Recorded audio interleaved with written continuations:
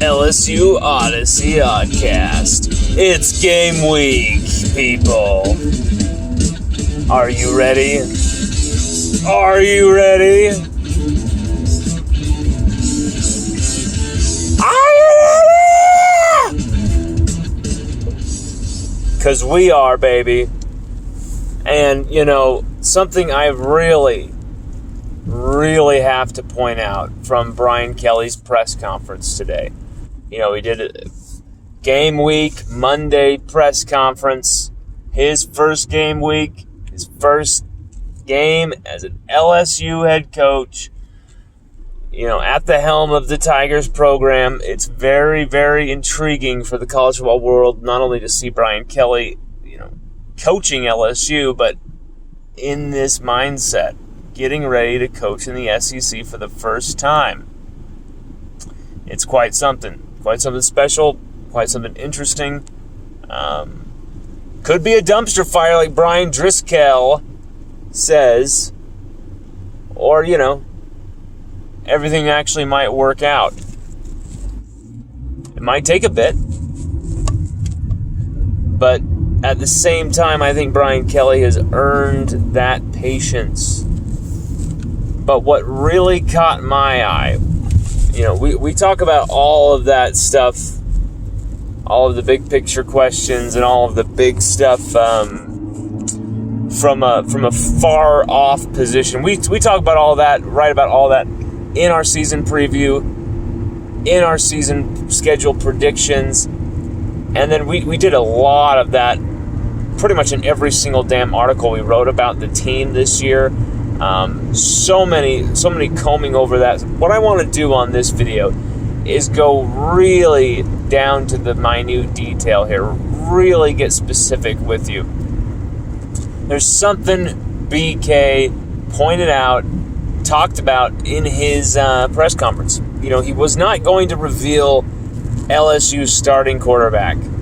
He was not going to do that. He was not going to give Florida State another advantage.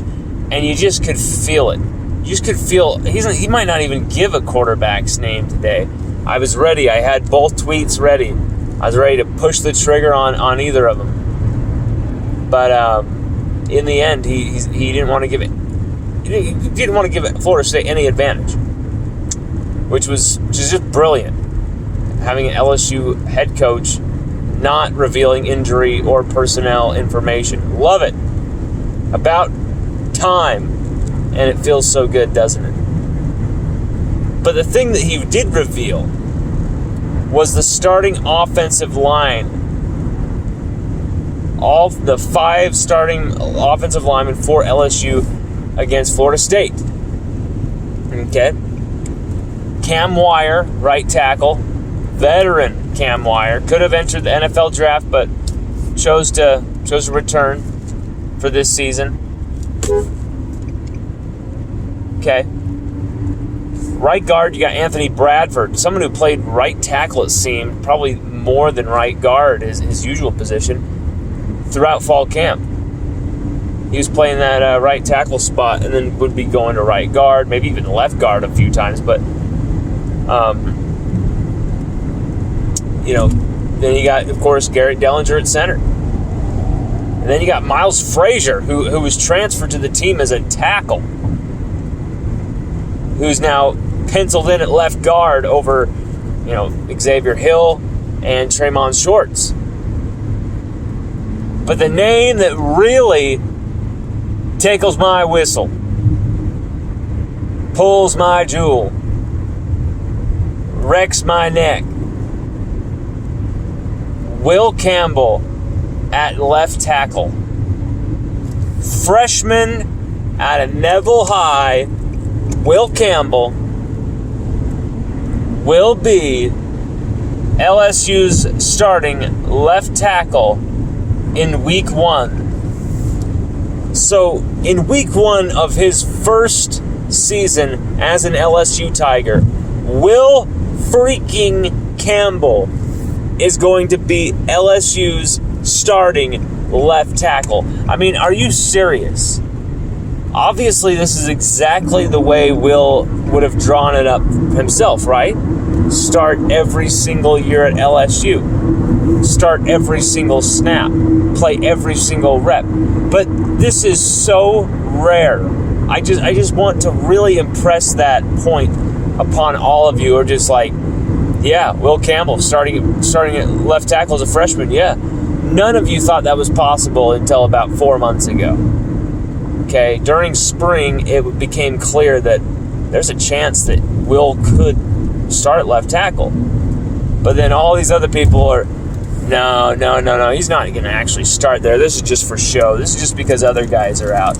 Will won't start there. And I was like, I don't know if you've seen Will practice before. I don't know if you've seen Will play. I don't know if you've seen Will lift. I don't know if you've seen Will around his teammates and how his teammates look at him. I don't think you've seen Will Campbell in that sort of environment before, because if you had, you'd know he has a shot. Well, it turns out he had more than a shot. He had the job around the scruff of the neck when he arrived.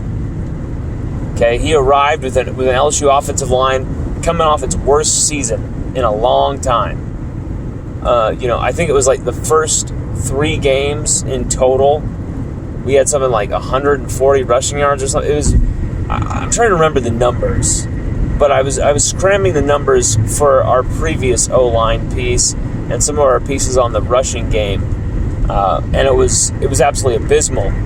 I believe there was a game against Arkansas where it was like 26 rushes for like 30 yards or something like that. It was absolutely a joke.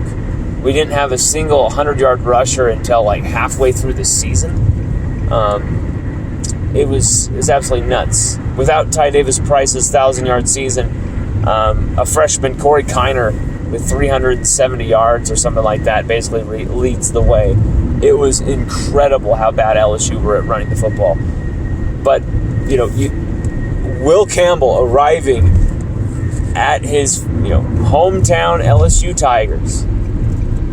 I guess I should say home state LSU Tigers, the team he always wanted to play for, and they need him more than ever. That's the thing. This is the perfect era for Will Campbell to rise and be a true LSU legend, true LSU icon, because LSU needs Will Campbell more than ever before. Like, that's the thing here. I don't want to put too many expectations on the kid's back. I don't want to put too much pressure on his shoulders. I feel, though, that that's impossible. I feel that Will Campbell's almost like puffing on a cigar, holding a rocket launcher, and just saying, bring it on, man, let's go. Like, I don't feel like anything scares him. I feel like the Loch Ness Monster could show up and Will Campbell would break its neck. I feel like, Hulk Hogan could pull up in some type of monster truck. Will would scale the thing and absolutely slice and dice some people. Like, I just don't feel like anything really scares this dude. He kind of as a cross between Arnold Schwarzenegger and Commando, and maybe Donald Sutherland in Ordinary People. Just complete courage and complete badassery on both sides. So you've really got someone special in Will Campbell playing at left tackle. And as we found out today, he will be LSU's starting left tackle to open the season. And I don't think anyone is going to be taking that job from him. I know there are some candidates. I know there is some great depth on this team. But who are the other candidates we really thought of? Miles Frazier, Cam Wire, and Garrett Dellinger. All of those cats are playing different positions along the offensive line. So that's what's really cool here, is you're going to see this offensive line really mix and match even around that base group of 5. I really think they're going to have certain sets for certain matchups, certain plays. Stretch plays, we might see Cardell Thomas in there. Inside zone, we might see Xavier Hill in there. There's going to be some different formations set up here for LSU's offensive line. And I think just on paper, there's no way you're going to be able to really predict how much they can morph in between drives, in between sets. You're going to see an offensive line that's extremely versatile, and I'm not sure if they're going to really perform up to snuff, be exactly what we want them to be. But I can say this: LSU's offensive line is going in the right direction. I think they're trending in that right way. And here's the thing too: a lot of people are, this happened last year against UCLA, and this thing happened this year or that year, and this thing happened against blah, blah, blah. I don't care. It's a new season. We're a new team, and you know what? I really don't buy into that crap right now.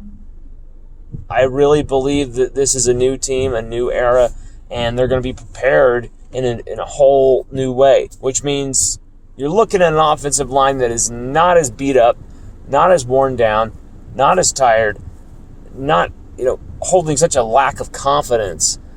You've got an offensive line that are going to hold themselves accountable every single snap, because when you got a freshman at left tackle like Will Campbell, with the type of personality he has, there's going to be no let up from anyone in that depth chart, in that O-line room. When you got a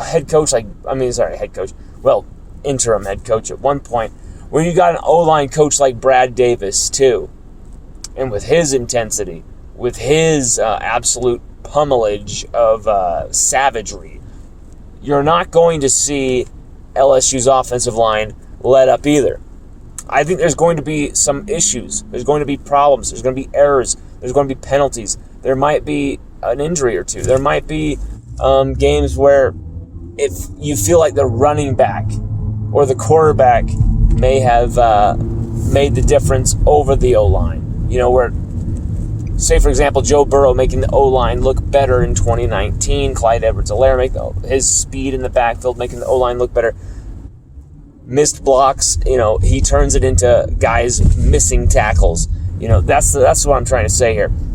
I think you will see this offensive line trend in an upward direction. And, they might have some failure here and there. But you know what? I think overall, this offensive line under Brad Davis really headed for a good year. And, maybe we're thin at running back. When you only got Noah Cain, John Emery Jr., who's going to be suspended the first 2 games and maybe even more. Then you got Josh Williams, who I really am high on. Higher than Snoop Dogg in a tour bus with Willie Nelson. I'm really high on him. And then Armani Goodwin, I think he's a redshirt freshman, right? I think he's just a sophomore, but he should have taken a red shirt that first season. Really barely even played last year, but when he did, he looked good. He has looked fantastic throughout spring and fall. Armani Goodwin is a player who I really believe can, behind the offensive line, hit that next level. But as we also found out, LSU are also losing another running back, Corin Norman. Walk-on tore his ACL. Horrible news. You don't like to see this for anyone. Very injury-free team so far. You don't want to see anyone go down. Corin Norman, our thoughts, our prayers are with you. Full healing, brother. Full blessings your way for full recovery. And we hope to see you on the field as soon as possible. This is the backfield we're going to be talking about here. This is the backfield. But when you got an offensive line with a freshman left tackle like Will Campbell, it's crazy. I'm not sure how rare this is. I'm trying to think of the last time I've heard of a freshman left tackle starting in the SEC. I'm sure it's happened within the last few years. I'm sure there's been a random dude who's done it. His name is not coming to mind. I don't think Andrew Whitworth started all 4 or 5 years. I'm not sure. We'll have to look into that, but either way, it's exceptionally rare to see any freshman offensive lineman starting, let alone a freshman left tackle starting. It's frankly unbelievable. Except if it was Will Campbell. It would be impossible to believe if it weren't Will Campbell.